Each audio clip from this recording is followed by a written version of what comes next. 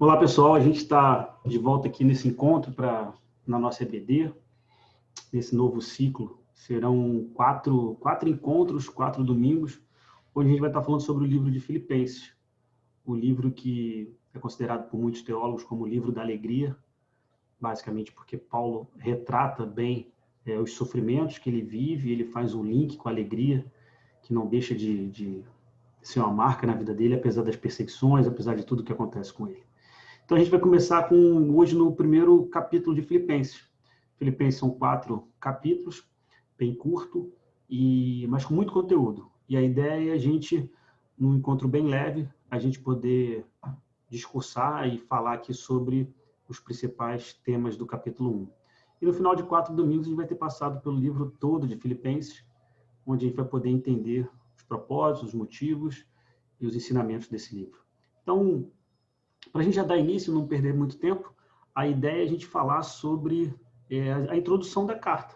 A introdução da carta. É muito comum a gente ouvir a palavra cartas ou epístolas. Na verdade, são sinônimos.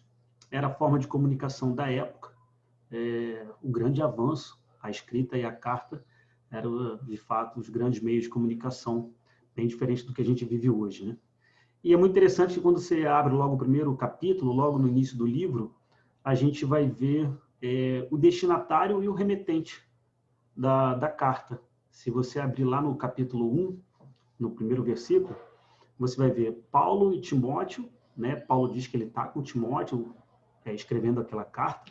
No meio da carta, ele usa a primeira pessoa, é como se só ele estivesse escrevendo, mas ele faz uma introdução de Paulo e Timóteo na escrita da carta. É muito comum fazer isso na época, até porque a forma de comunicação eram os rolos.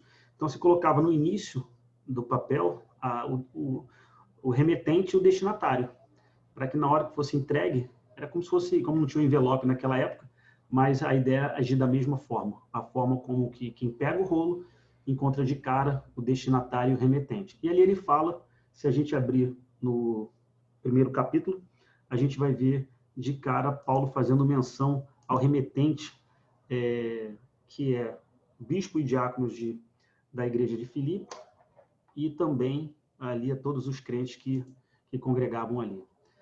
Quando você olha o conteúdo da carta aos Filipenses, o primeiro capítulo de cara já mostra um tom muito pessoal, né? Diferente da carta de Romanos, quando a gente estudou. Olha que comparação a gente pode fazer. A carta aos Romanos era uma carta destinada a uma igreja onde Paulo nunca tinha ido antes. Ele tinha por objetivo alcançar Roma e fazer de Roma uma base missionária para chegar até a Espanha. E ele chega de uma forma muito culta, muito diplomática. Quando você pega o conteúdo de Filipenses, você vê que é diferente. Na verdade, a comunidade de Filipe ela foi fundada por Paulo na sua segunda viagem missionária.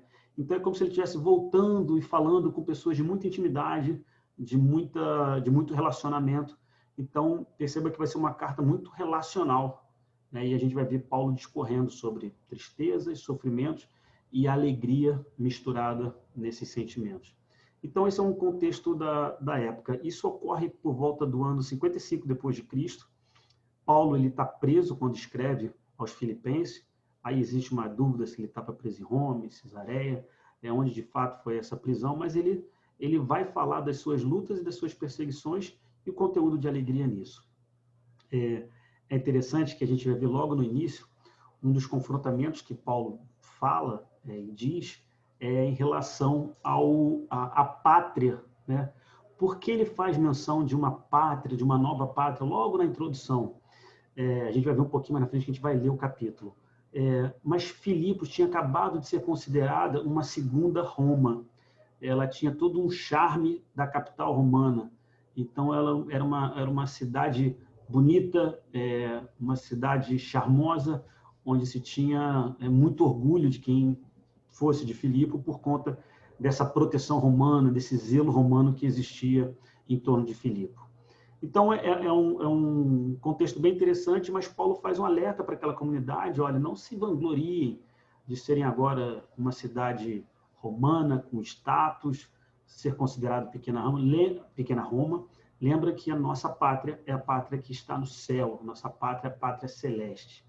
E aí Paulo inicia a sua primeira introdução dizendo Paulo, servo de Cristo Jesus. É interessante que o original da palavra é doulos, que pode ser considerado escravo também. Então, Paulo se considera um escravo de Jesus Cristo e diferente do entendimento que a gente tem sobre escravos, lembrando o escravo no Império Romano, ele tinha diversos status, desde aquele que era preso num calabouço, numa masmorra, como escravos que prestavam serviços na alta corte, no palácio. Existiam escravos que davam opiniões, cuidavam de propriedades. Então, é um anacronismo a gente pegar a figura do escravo do século XIII, XII, da América do Sul, e fazer essa ponte com o escravo do Império Romano. É um pouco diferente esse contexto. Na verdade, a gente tem aqui escravos que eram vendidos, comprados, tinham escravos que tinham orgulho de ser escravo do imperador. É interessante que a gente vai encontrar na história, historiadores encontraram no Império Romano várias sepulturas, né, ou catacumbas que mostravam o título na lápide, escravo de César, o imperador. Então, aquele morto tinha sido um escravo do Império Romano. Isso era um status também. De certa forma, muitos se orgulhavam disso. Então, Paulo ele diz que ele é um escravo, um servo de Jesus Cristo. Primeiro, ele já está fazendo um rompimento claro ali com relação a mostrando para todos que ele não era ali um escravo e um servo de César, o imperador, mas ele era escravo e servo de Jesus Cristo. De cara, para dar uma tranquilidade para a comunidade de Filipe, olha, não se preocupe. A gente vai ver um pouquinho mais na frente do capítulo 1 que ele se alegra, inclusive, que o motivo dele estar sendo preso, perseguido, é uma forma com que o evangelho também vai ser proclamado no meio da guarda pretoriana. Ele fala isso no capítulo. Então, a gente conhece, nesse contexto, ele se apresenta como servo ou escravo do Senhor Jesus Cristo. Interessante que só em Filemão, que ele vai usar uma expressão parecida, que ele fala que ele é prisioneiro do Senhor Jesus, muito por conta do conteúdo da carta de Filemão, que era para um escravo, prisioneiro. Enfim, a gente já falou isso em outros encontros, mas a gente vai encontrar em 2 Coríntios, Colossenses e 1 e 2 Timóteo, Paulo se intitulando como apóstolo de Cristo, na sua introdução dessas cartas. Quando a gente vê Romanos e 1 Coríntios, ele se intitula como chamado para o apostolado. E agora em Filipenses, onde a gente está, ele se intitula servo ou escravo de Jesus Cristo, com toda essa propriedade que a gente vê. Se a gente for ler o primeiro versículo, a introdução, ele fala Paulo e Timóteo. Deixa eu ver se eu consigo. Eu vou ler aqui e depois você pode acompanhar na sua Bíblia. Não vou compartilhar a tela aqui para a gente ganhar tempo. Diz assim, versículo 1 e 2. Paulo e Timóteo, servos de Cristo Jesus. Quer dizer, doulos pode ser escravo ou servo de Cristo Jesus. A todos os santos em Cristo Jesus que estão em Filipos, juntamente com bispos e diáconos. A vocês, graça e paz da parte de Deus, nosso Pai, e do nosso Senhor Jesus Cristo. Então ele faz uma introdução aos bispos e diáconos, já existiam alguns oficiais na igreja, era toda uma introdução pertinente para aquela igreja que já tinha sido fundada por Paulo. E nesse contexto, a gente pode ir no versículo 6, e olha a relação que Paulo tinha com essa comunidade. Ele fala no versículo 6, assim: estou plenamente certo de que aquele que começou boa obra em vós, há de completá-la ao dia de Cristo Jesus. É uma mensagem, uma relação muito pessoal. Paulo está falando com pessoas muito íntimas dele, né? E a gente pula aqui para o versículo 12, no contexto, né? Aí ele vai discorrendo, falando da relação dele com a igreja, e aí a gente entra agora numa segunda parte do capítulo 1, que é muito interessante, que diz assim, ele vai tentar associar o sofrimento dele e tentar ensinar para aquela comunidade o que o sofrimento tem a ver com a graça vindoura, com o céu, com a relação dele com o ministério dele. Diz assim no versículo 12, quero que saibam, irmãos, que aquilo que me aconteceu tem antes servido para o progresso do Evangelho. Versículo 13, como resultado, tornou-se evidente a toda a guarda do palácio e a todos os demais que estão na prisão por causa de Cristo. E a maioria dos irmãos, motivados no Senhor pela minha prisão, estão anunciando a palavra com maior determinação. Olha que interessante.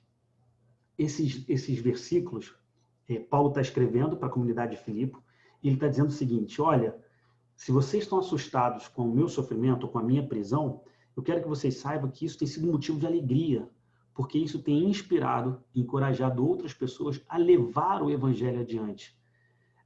Ele fala que toda a guarda do império está escutando a respeito de Jesus Cristo por conta do testemunho de Paulo, e ele se alegra com isso. E ele está reportando para a comunidade de Filipos: olha, o que a princípio é sofrimento, na verdade é grande motivo de alegria, porque o evangelho tem sido anunciado.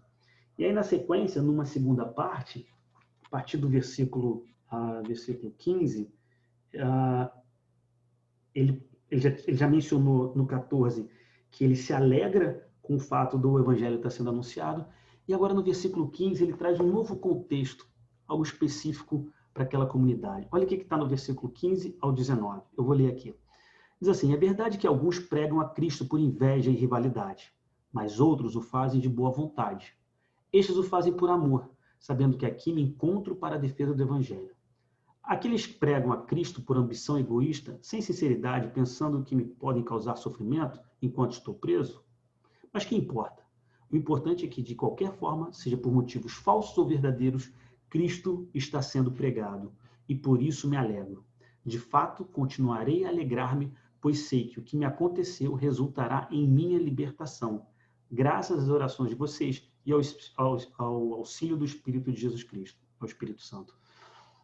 Esse trecho ele é muito particular, do 15 ao 19, porque Paulo vai fazer menção que no meio da comunidade existem pregadores que estão motivados a levar a mensagem do evangelho por ambição ou de uma forma egoísta. E aí a gente faz uma comparação com os dias de hoje. Toda vez que você vê alguém anunciando o evangelho e você não se agrada muito do testemunho, do comportamento, você fala: eu vou olhar para Filipenses, que me diz que não importa as suas motivações, o importante é que Cristo está sendo anunciado.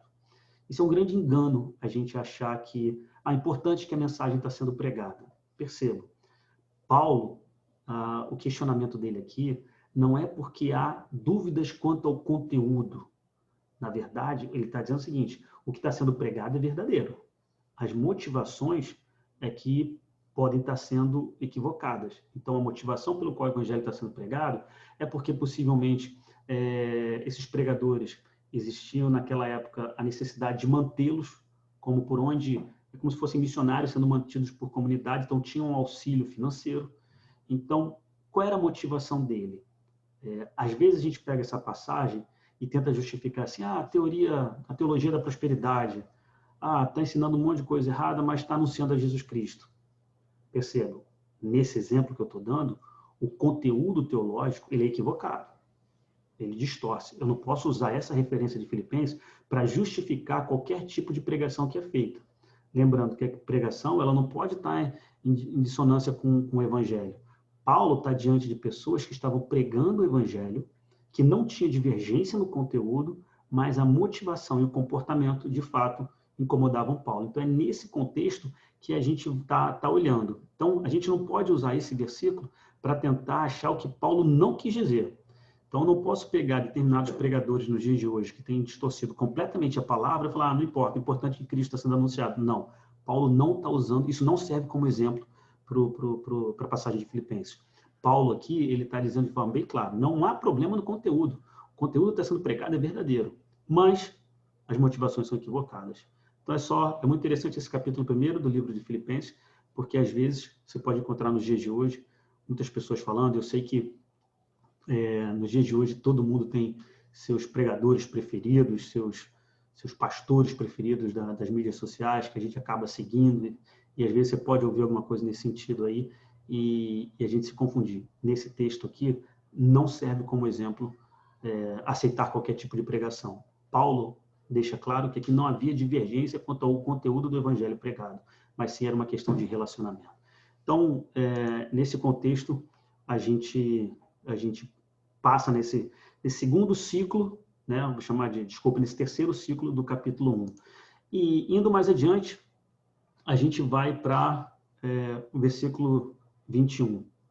O versículo 21 diz assim, olha, nesse terceiro ciclo do capítulo 1, perceba, tinha uma introdução no capítulo 1, um segundo ciclo, que é onde Paulo vai falar do sofrimento dele, mas que isso não é problema, porque isso tem sido motivo de inspirar pessoas a levar e anunciar o evangelho. E agora, no terceiro ciclo, ele vai tentar mostrar a sua relação com as coisas dessa vida, desta terra, que ele chama de na carne, e com a vida após a morte em Cristo Jesus. Então, do versículo 21 ao versículo 26, diz assim, porque para mim o viver é Cristo e o morrer é lucro. Caso continue vivendo no corpo, terei fruto do meu trabalho e já não sei o que escolher. Olha que dilema Paulo está vivendo. Ele não sabe o que escolher. Ele não sabe. É tão prazeroso estar aqui porque ele vê o crescimento da igreja, ele vê o relacionamento da comunidade, o corpo de Cristo, ele ama isso. Mas, ao mesmo tempo, ele fala no 23, estou pressionado dos dois lados. Desejo partir e estar com Cristo, o que é muito melhor. Ele sabia que a iminência da sua morte, ele teria poucos dias ainda de vida, pouco tempo de vida aqui nessa terra. No 24 ele diz, contudo, é mais necessário, por causa de vocês, que eu permaneça no corpo, que eu permaneça com vocês, que eu permaneça em carne. Ou seja, é possível que eu ainda viva um pouquinho mais. Olha o dilema de Paulo. Que coisa incrível. Versículo 25. Convencido disso, sei que vou permanecer e continuar com todos vocês para o seu progresso e alegria na fé, a fim de que, pela minha presença, outra vez a exultação de vocês em Cristo Jesus transborde por minha causa. Nesse conteúdo, Paulo não demonstra medo da morte. Estar na carne significa nessa terra, né, com seus irmãos, e que isso é bom. Olha que interessante. E aí eu falo que a ansiedade, a vida acelerada, Filipenses é o remédio do conhecimento para a gente ir contra essa agonia e essa ansiedade que a gente vive. Ele fala, olha, estar com Cristo vai ser muito melhor. Se ele resolver me levar, é ótimo, que bom que ele me levou, vai ser maravilhoso. Agora, se ele quiser que eu continue aqui por causa de vocês, para que vocês continuem adorando e exaltando esse Deus, eu vou continuar. Então, a alegria de Paulo, preso, sofrimentos, mas ele vendo a guarda romana sendo evangelizada, ele vendo pessoas do lado de fora sendo inspiradas a levar Cristo, ele fala, isso é maravilhoso. Ele se alegra de tal forma que ele fala, olha, se Deus quiser me levar vai ser ótimo, porque para mim o morrer é lucro, né? O estar com Cristo vai ser maravilhoso, mas caso isso não aconteça, eu ainda tenho um pouco tempo com vocês aqui e eu vou me alegrar mais ainda de ver vocês adorando a esse Cristo a quem eu sirvo, e isso ele está falando para a comunidade dos filipenses. É interessante que a abrangência de Paulo é tão grande, ele, lá no início, ele abriu a carta, né, falando graça e paz. Hoje em dia é muito comum no meio evangélico, né, isso na década de 80, década de 90, se tinha o hábito de falar paz do Senhor. Era uma introdução, era uma forma de se recepcionar e de se apresentar, ou de fazer uma introdução quando você encontrava pessoas da mesma fé. E recentemente tem se utilizado muito a expressão graça e paz. Graça e paz é uma expressão que Paulo usava para se introduzir no meio das pessoas, introduzir suas cartas. E é muito interessante, porque graça e paz é uma mistura de uma saudação judaica com uma saudação grega, né? A paz é o shalom, que está lá no Antigo Testamento, né? O shalom de Deus. Paz, não é paz ausência de guerra, mas é paz harmonia, é paz sincronismo, ética, é uma paz que envolve pessoas e conteúdos de ambiente. Então, ele usa essa saudação com paz e, ao mesmo tempo, ele também saúda com graça, que é já no grego. Então, Irene, que é a tradução do grego, onde ele junta uma saudação grega com uma saudação hebraica, e ele junta isso porque ele é o grande evangelista de gentios e judeus por onde ele passa. Então, nesse conteúdo, Paulo está transbordando de alegria, cheio de paz, e ele pode estar tendo dores, sofrimentos, momentos de tristeza, momentos de alegria, lembrando, alegria e tristeza podem oscilar, mas a felicidade é uma linha contínua na vida de Paulo.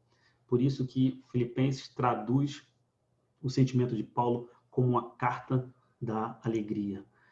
Vamos no versículo 28, 29 e 30, olha o que ele fala. Sem de forma alguma deixar-se intimidar por aqueles que se opõem a vocês. Para eles, isso é sinal de destruição, mas para vocês de salvação, isso da parte de Deus. Pois a vocês foi dado o privilégio de não apenas crer em Cristo, mas também de sofrer por Ele, já que estão passando pelo mesmo combate que me viram enfrentar agora e houve que ainda enfrento.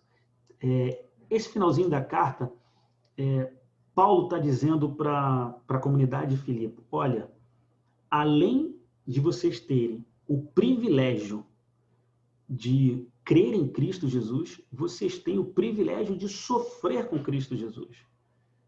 Paulo enxerga de forma muito clara que os valores dessa vida, dessa terra, eles precisam ser alinhados. Olhando para o conteúdo do capítulo 1, vou dar um exemplo do que a gente falou recentemente numa das células, até que eu participo, que a gente discutiu sobre perdas. O que de fato são perdas na vida da gente? Nesse momento de pandemia, perdemos pessoas, perdemos emprego, perdemos familiares, muitas coisas foram perdidas. Se eu perder ao longo do dia, eu falei isso numa célula, se eu perder ao longo do dia uma embalagem vazia de um pacote de bala, eu não vou chegar em casa falando para minha mulher que eu perdi alguma coisa. Vê se você pega, vê se entende o que eu quero dizer. Eu não vou me preocupar em reportar para minha família que eu cheguei em casa e perdi ali um pacote de bala vazio que está na minha mochila. Ou até um pacote de bala. Vamos colocar um pacote de bala fechado com suas balas lá dentro. Então, eu cheguei em casa, eu perdi, eu não sei onde eu botei esse negócio, saiu, não sei se caiu da minha mochila, enfim, um exemplo. E eu cheguei em casa e não comento nada com ninguém. Agora, se eu chegar em casa e falar assim, perdi meu cartão de crédito, eu, na mesma hora, vou conversar com a Fernanda, vou ligar para alguém, vou falar com meus filhos, alguém viu? Por que para um foi importante reportar e para outro objeto eu não precisei reportar? Porque, na verdade, ali a gente olha e identifica o que tinha valor para eu declarar uma perda. Se eu perder a minha aliança, que representa meu casamento com a minha esposa, eu ficar muito triste. Eu falo, Fernanda, procura, vamos achar, eu perdi, não sei onde está. Porque isso tem muito valor para mim. Agora, quando eu vou para um pacote de bala, eu não sei onde eu botei ele, eu não sei, eu nem comento com ninguém se alguém viu, porque não tem valor para mim, então eu não consigo. Aí eu digo, eu não considero uma perda. E eu acho que o grande segredo nos dias de hoje é a gente entender o que de fato são perdas para a gente. E como é que eu sei de fato o que são perdas para a gente? Quando eu identifico o que de fato é valor para a minha vida. Nós, como moradores do céu, moradores da Nova Jerusalém, da Jerusalém Celestial, os valores de Cristo, Paulo, na carta aos Filipenses, e no capítulo 1, ele está dizendo o seguinte, encarnem em vocês os valores do reino. Peguem os valores dessa terra e joguem fora.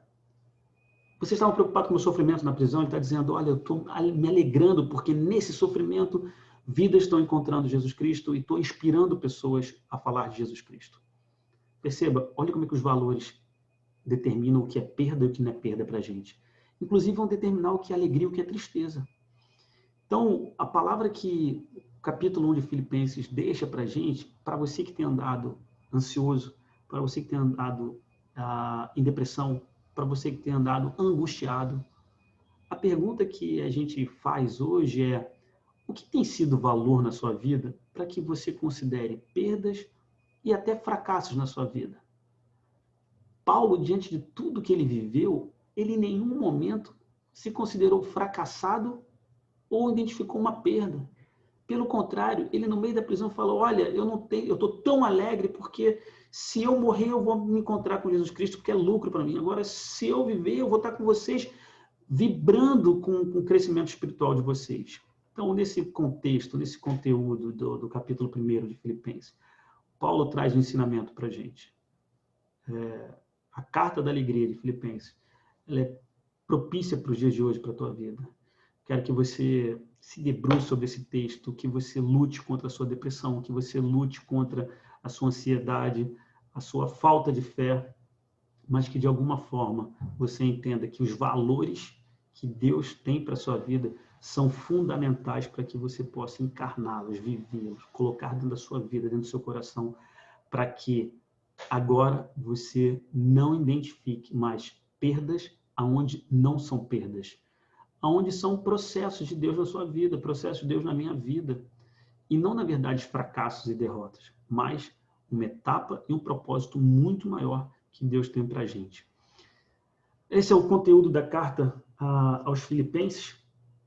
Eu queria ler os 2 últimos versículos, que diz assim: porque vos foi concedido a graça de padecerdes por Cristo, e não somente de credes nele, pois tendes o mesmo combate que vistes em mim, e ainda agora ouvis que é o meu. Paulo, ele fala o seguinte: olha, muitos problemas nós teremos.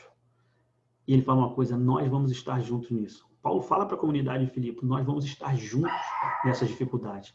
Então, a palavra que fica nesse estudo é: enchei-vos da alegria do Espírito, que transborda e transforma vidas.